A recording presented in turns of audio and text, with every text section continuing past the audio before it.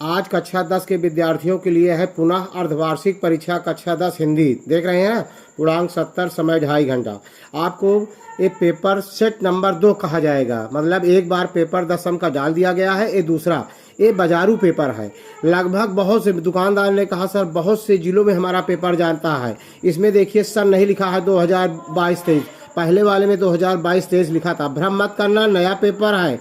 और आपको ये बताना है कमेंट करके कि पहला पेपर आ रहा है कि बाजारू वाला पेपर आया है जिसमें सन नहीं लिखा गया है। आपको यह निश्चित करके बताना है आपको। और निश्चित रूप से ज़्यादा करके यह पेपर बहुत से जिलों में भेजा गया है। दुकानदार ने कहा कि यह पेपर हमारा बहुत जिलों में जाता है सर जी, तो आपके निश्चित रूप से विद्यालय में यही पेपर आएगा। खंड आ से देखिए, निम्नलिखित गद्यांश का आधारित 3 प्रश्नों के उत्तर दीजिए। 3 प्रश्न है, इसको पढ़ना है। कुसंग का ज्वार सबसे भयानक होता है या केवल नीति और सद्बुद्धि का ही नाश नहीं करता?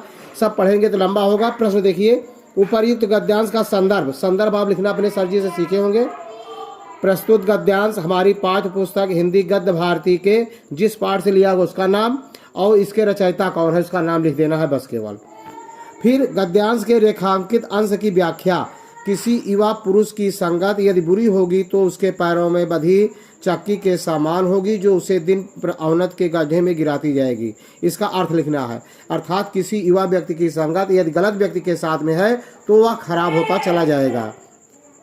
और जैसे वो उसके पैरों में चक्की बंधी हो, मतलब जैसे पत्थर बंधा हो, दिन प्रतिदिन उसकी अवनत होती जाएगी।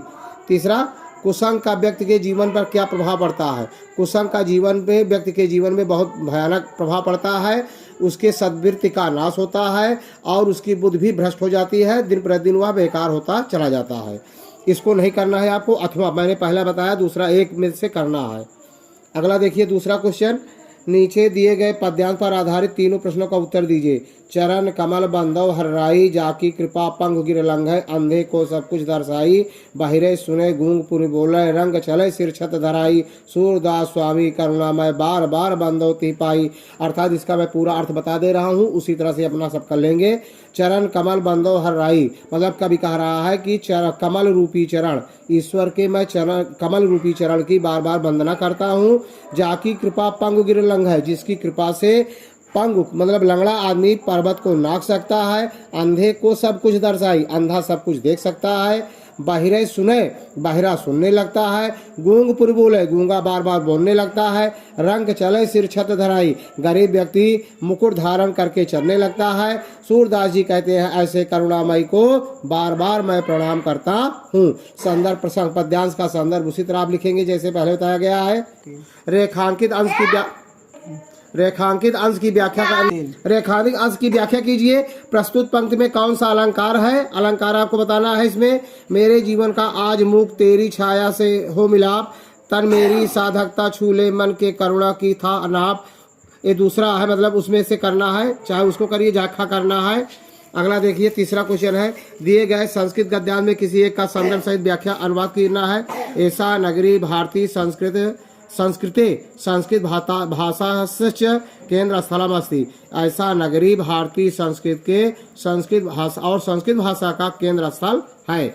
इतस्थ संस्कृत वाजमयस्य संस्कृतेश्च आलोका सर्वत्र प्रसूता। मुगल युवराजा दारासिकोहा अत्र आगत्य भारतीय दर्शन शास्त्राणाम अध्ययनम अकरोत्। देखिए बड़ा वाक्य है, एक एक का तोड़ेंगे तो आ जाएगा। इतस्त संस्कृत वाजमयस, इसके संस्कृत वाजमयस और संस्कृत का प्रकाश सर्वत्र प्रसूता, चारों तरफ फैला हुआ है, हर जगह फैला हुआ है। मुगल युवराज दारासिको यहाँ आकर के, अत्र आगत्य यहाँ आकर के भारतीय दर्शन शास्त्रों का अध्ययन किया। सा तेसाम ज्ञानेन, वह इसके ज्ञान से तथा प्रभावित होकर के, यत तेन उपनिषदाम अनुवादा, यहाँ के उपनिषद का अनुवाद फारसी भाषा में किया। अथवा दिया गया है, चाहे इसको करना है आपको। चौथा क्वेश्चन है, दिए गए संस्कृत गद्यांशों में किसी एक का संदर्भ सहित हिंदी में अनुवाद करना है। सर्वे भवन्तु सुखिनः, सर्वे सन्तु निरामया, सर्वे भद्राणि पश्यन्तु मा कश्चित् दुःखभाग् भवेत्। अथवा इसको करना, तो इसमें देखिए संदर्भ आप उसी तरह लिखेंगे। प्रस्तुत श्लोक हमारी पाठ्य पुस्तक पद्य पीयूषम, जो भी आपकी किताब संस्कृत का नाम लिख करके पाठ का हो लिख देंगे। सर्वे भवन्तु, कवि कह रहा है, प्रार्थना कर रहा है, सर्वे भवन्तु सुखिनः, सभी सुखी हो, सभी निर्भीक हो, सर्वे भद्राणि पश्यन्तु, सभी के कल्याणकारी दृष्टि से देखा जाए, मा कश्चित् दुःख भवेत्, हम किसी को किसी प्रकार का कोई दुख ना हो। ज्योति जवाहर खंड काव्य का कथानक संक्षेप में लिखिए, बिल्कुल सभी प्रश्न करना है, कोई नहीं छोड़ना है। ज्योति जवाहर खंड काव्य के नायक का चरित्र चित्रण लिखना है। नीचे दिए गए इस लेखकों में किसी एक का जीवन परिचय लिखना है। जयशंकर, रामचंद्र शुक्ल, डॉक्टर राजेंद्र प्रसाद। दिए गए कवियों में किसी एक का जीवन परिचय देते हुए उनकी एक प्रमुख रचना का नाम लिखना है। पेपर मैं पलट रहा हूँ। सूरदास, तुलसीदास, बिहारी का कोई भी प्रश्न नहीं छोड़ना है। वीडियो अगर लगे आपको दमदार कि प्रश्न आ सकता है तब आप लाइक करना, सब्सक्राइब करना। अपनी पाठ्य पुस्तक से कंठस्थ कोई एक श्लोक लिखिए जो इस प्रश्न पत्र में ना आया हो, या प्रश्न बार बार सभी के प्रकार के, चाहे जिस जिले के आपके होंगे, एक श्लोक जरूर लिखने के लिए आता है, याद कर लेना। 2 प्रश्नों का उत्तर देना है। देख रहे हैं, किसी निम्नलिखित विषय में किसी एक विषय पर निबंध लिखना है। विज्ञान का चमत्कार, राष्ट्रीय एकता का महत्व, यातायात का समस्याएं उनका निवारण, सही कथन के सामने अब बहुविकल्पी है। देख रहे हैं, जैसे है लगाना है गलत के सामने गलत। अशोक के फूल, हजारी प्रसाद द्विवेदी का निबंध संग्रह है सत्य। अर्धनारीश्वर के लेखक जयशंकर प्रसाद है, नहीं गलत। राम कुमार वर्मा ख्यात प्राप्त कहानीकार है, गलत। अब आपको OMR शीट से, OMR शीट तो हम आपको दिखाएंगे, आज नहीं लेकर आए हैं, कैसे आपको भरना है। उसमें करना है ठूठा आम किसकी रचना है। देख रहे हैं, 4 विकल्प दिया गया है। भगवत शरण उपाध्याय का है। हरी घास पर क्षण भर के लेखक, इसका आप गूगल में सर्च कर लेंगे। वीर गाथा काल के कवि हैं चंद्रबरदाई। हास्य रस का स्थायी भाव क्या है, हास। उपमा के कितने अंग होते हैं। देखिए सर जी ने गलत काटा है, आप अपना देख लेंगे क्या है उसका। रोला के प्रत्येक चरण में कितनी मात्राएं होती हैं। आगे हम पलट रहे हैं। शताब्दी में कौन सा समाप्त है, संख्या पूर्वो दिगु। शताब्दी 100 होता है, दिगु समास है। रात का तत्सम रात्रि होता है। बादल का पर्यायवाची होगा वारिद। गोरवा देश में कौन सी संधि है, यण संधि है। प्रत्युपकारा में कौन सी संधि है, यण संधि है। मधुसु शब्द में कौन सी विभक्ति एवं वचन है, सप्तमी विभक्ति बहुवचन है।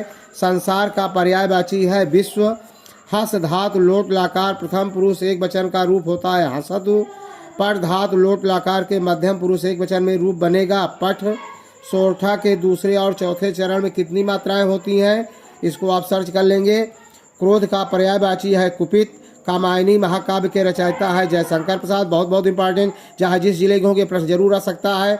चर और अचर में कौन सा समास है, द्वंद्व। अधंता में कौन सी संधि है, यण संधि है। यदि वीडियो पसंद आया हो तो लाइक करना, सब्सक्राइब करना। जय हिंद, जय भारत।